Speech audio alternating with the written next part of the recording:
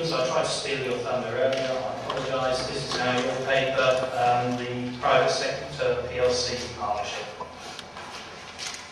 You've given me one plain as a nose on your face, but there we go. I have indeed. And 3-4 pages to the report, and what it is setting up a joint venture with, and I've got to read the name, Public Sector PSP Facilitating Ltd. PSPF is what we will call it tonight. It's a way really of actually adding capacity to what we're dealing with regard to looking at assets that we can dispose of. Now, I think that when we're trying to raise funding, capital funding in certain areas, this is probably the best way that we can do it. It costs us nothing, but also within the agreement, it allows us to, if we can find a better price elsewhere, then it doesn't tie us into anything other than actually we can go and search for that better price. The 50-50 split on agreed cost going through with PSPF is something that people might raise their eyebrows to, but there's work to be done in the background, and it's also allowing us to look at what the situation is, and if we can still make that extra amount of money, it doesn't preclude us from doing that. So I want to leave it at that, and we've got, within the recommendation, we've got 5, which is on paragraph 38, J7, we've got 5 areas and bullet points. If you want me to go through them, I will. I'm quite happy to speak all night, as you know, but if you can read them, it might save a little bit of time. What I would say is that I'll bring in Mr. Metcalf in a moment, who's been involved with this, if that's all right. But what I would say is that there's a couple of things coming from scrutiny. I know that I'm not going to steal Councillor Stewart's thunder, because I know what it's like to be sitting here and waiting your turn. Thank you very much indeed. I'm going to leave it at that, and I'll leave it open to questions and debate, and obviously scrutiny would not like to mention their public queries or not. Well, shall I ask for a second of the recommendation first? Happy to second it, Chair. Councillor Stubbins. Wonderful. And Mr. Metcalf, you were invited to comment first, and Councillor Stewart, if you wish to speak. Thank you, Chairman.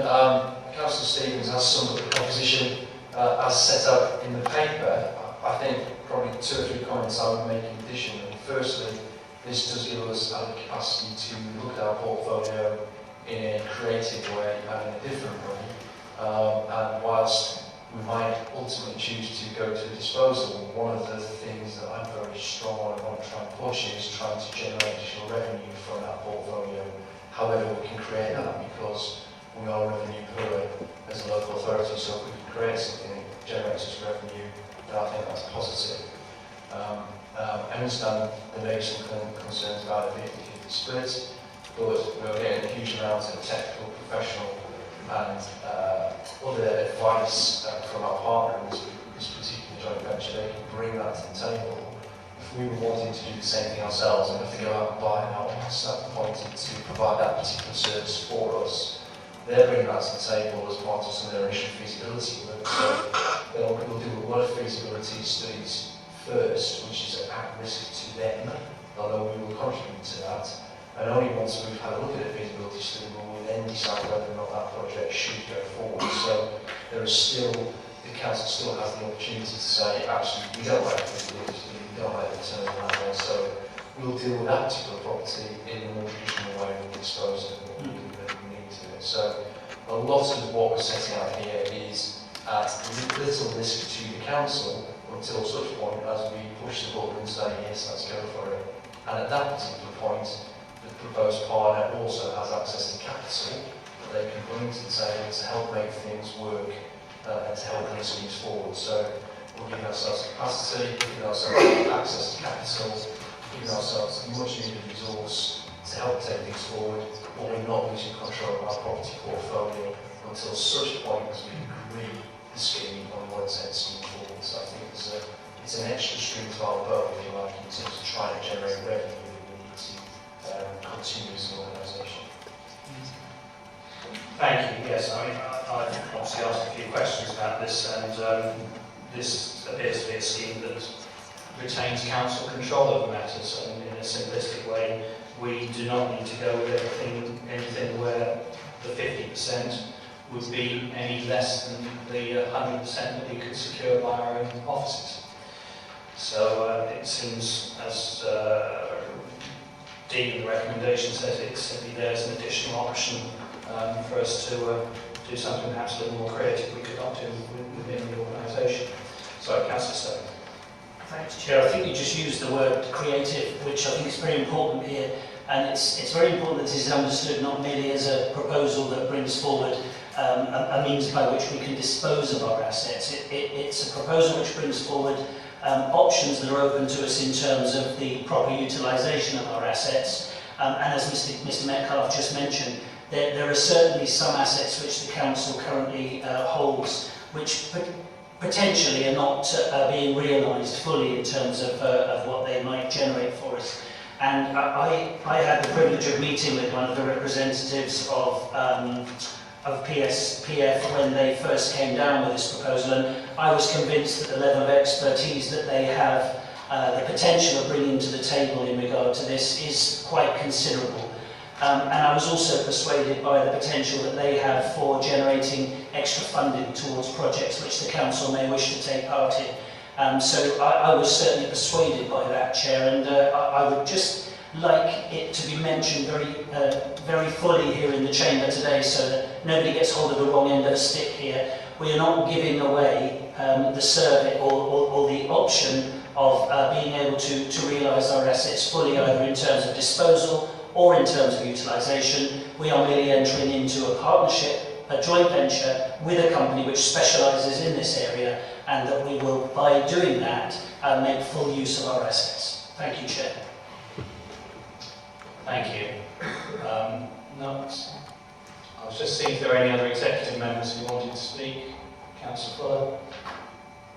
Thank you. I can only echo what's been said, but I think we have, as a council, we have to learn by mistakes that's been made in the past, and certainly selling off assets at below market value is a real concern to the wider community out there, and I think we need that assurance to ensure that we make the right decisions in the future, and I welcome this opportunity to do so. Thank you.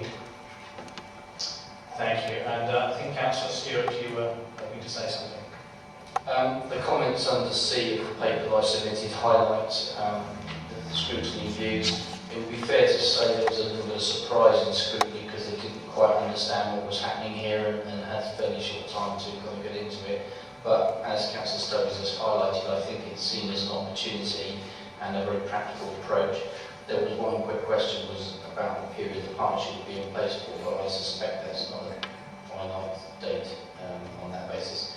And then there was about the assurance that it wouldn't just avoid all other options which you've already given. So in terms of scrutiny's views, I think they've been well addressed. I suppose I was sitting here listening to what was being said and thinking, I'm sure we have a good, effective monitoring process in place to see the benefits. Mr Metcalfe might like to comment on that. Thank you, Chairman. Yes, I think part of the process of evaluating each of the proposals to be taken forward is to look in some sort of detail as to what the business case would be for taking a project forward, where the finance would come from, what returns would be, and then to look at that against other possibilities for the work. So if we took County Hall, for example, and said, let's do something with County Hall, we look at the option for disposal, we look at the option for investment, and we look at each one through a very detailed and organised four-step process. And if at any stage in that process, looking at comparisons and benchmarks, we didn't feel that was the right way to go forward, then we'd be able to knock our head and go somewhere else. So I think the process is well set out and will be encapsulated in the heads of agreement and the partnership arrangement in the LLP, so it'll be absolutely written into the company agreement.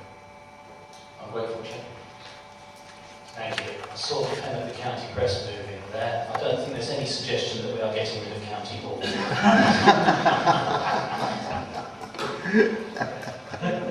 If we turn then to the vote on this matter, the recommendation has been set out, it has been seconded. Councillor Fuller? For. Councillor Hillard? For. Councillor Jordan? For. Councillor Smart? For. Councillor Stevens? For.